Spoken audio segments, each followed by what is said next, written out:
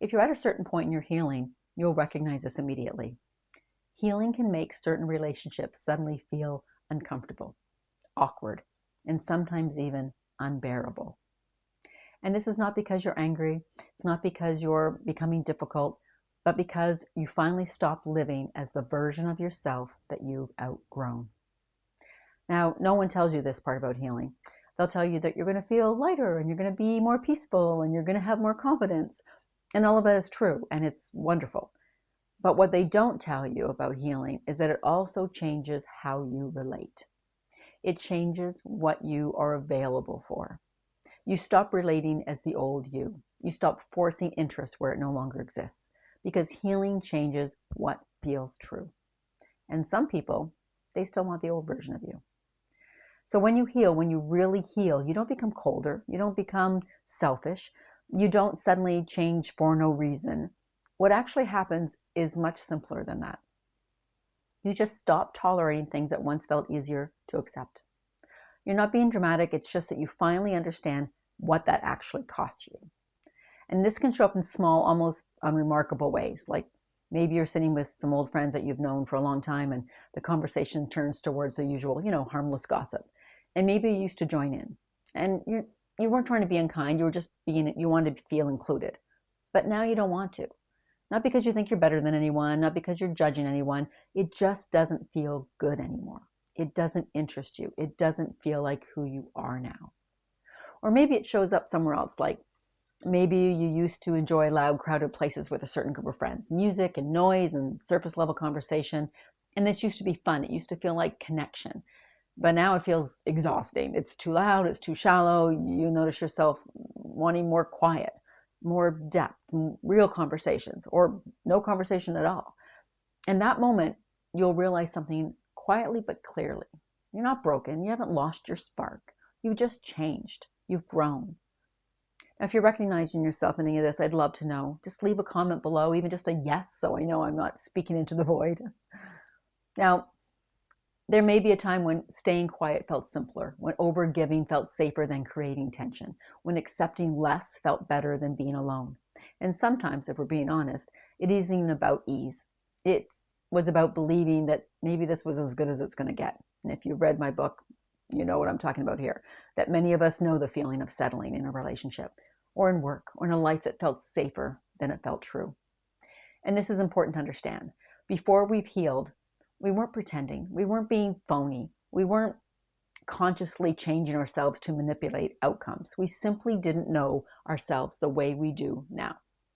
Before healing, many of us learned who to be and by what kept the peace, by what kept us included, by what kept relationships intact. And many of these coping mechanisms came from our childhood. It's where we adapted, we adjusted, we shaped ourselves to fit. Not because we were dishonest, but because we were doing the best we could with the self-awareness that we had at the time. And when you don't fully know yourself yet, you don't notice how much of yourself you're changing. But healing, facing our shadows, it shows us that this way of living isn't serving us anymore. And there's a saying that Carl Jung described this way, and he explains it perfectly. He said, until you make the unconscious conscious, it will direct your life and you will call it fate. Now, before healing, much of how we show up in the relationship lives in our unconscious. Patterns, roles, expectations that we never questioned. We don't consciously decide to give parts of ourselves away. We simply live from what hasn't been made conscious. Now, healing is what brings that material into the light. And once it's conscious, you can't unknow it. And that's why something else happens after healing. Once you stop abandoning yourself, adapting without awareness, it becomes impossible. Your nervous system won't cooperate anymore. Your body knows when you're shrinking, and your inner world knows when something no longer fits. So when people say, you've changed or you're different now, what they're often reacting to isn't you. It's the loss of the role that you used to play in their lives. And some relationships, they weren't built on who you are. They were built on what you provided. The emotional buffer, the fixer, the one who explained, absorbed, or smoothed things over. And when you heal, it doesn't just change your behavior. You step out of those roles. And when a role disappears, the system reacts. That discomfort doesn't mean you're doing something wrong. It means that the unspoken agreement has been broken. Now, here's something someone out there I know needs to hear.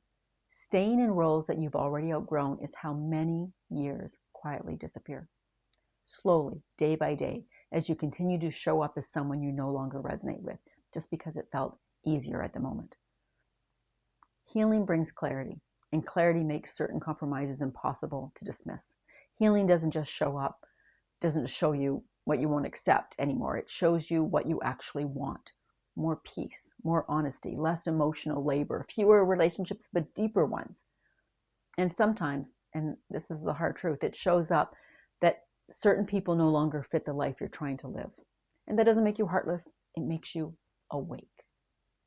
And when you heal and start living more authentically, you don't just change your behavior, you change what you tolerate.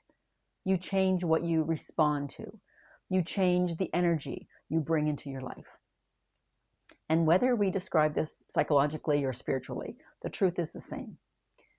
We are all responsive to vibration. And when you're overgiving, when you're people-pleasing or shrinking yourself, you attract relationships that match that frequency. People who needed fixing. People who benefited from your silence. People who felt comfortable because you made things easy for them. But when you stop doing that, when you choose peace over approval and authenticity over belonging, your whole vibration changes. And when your vibration changes, some people will fall away. Not because you're better than them, not because you've done something wrong, but because you're no longer available for the same dynamic. And at the same time, something else begins to happen. You start attracting different kinds of people. People who don't need you to be smaller. People who don't drain you. You'll attract people who are drawn to your truth, not your effort. And this isn't magic, it's alignment. And you'll notice this in small ways as well. Conversations that will feel easier. You don't feel depleted afterwards. You're not walking on eggshells. You don't replay the interaction in your head. You don't feel like you have to perform to belong. And once you've felt that, your body knows the difference. And it won't let you unknow it. Now, just remember, you don't owe anyone access to the version of you that costs you your peace. If a relationship only works when you stay quiet, when you overgive or make yourself smaller, it was not built on authenticity. It was built on convenience. Healing makes that impossible to unsee. Now, here's a question worth sitting with. Is there anyone in your life that you have to become smaller around? No explanations, no justification, just notice it. One of the hardest habits to release after healing is over-explaining yourself. And you don't need a big speech. You don't need to convince anyone of anything. Sometimes the most grounded sentence is simply this: I'm not the same person I was, and I'm not going to pretend to be. This isn't cruelty, it's honesty. And not everyone will adjust to this right away. Some people will grow with you. Some people need time. Some people reveal that they only related to the version of you that no longer exists. Healing doesn't demand immediate decisions, but it does ask you to observe over time who respects who you are now and who only feels comfortable with the you that you used to be. This is what healed but still human really means. You still care. You still feel. You still grieve what changes, but you no longer sacrifice yourself just to keep things familiar. If you're standing in this space between who you were and who you are, you're not failing at relationships. You're learning how to live without shrinking, and that isn't selfish. It's self-respect. Thanks for joining me. Peace and love.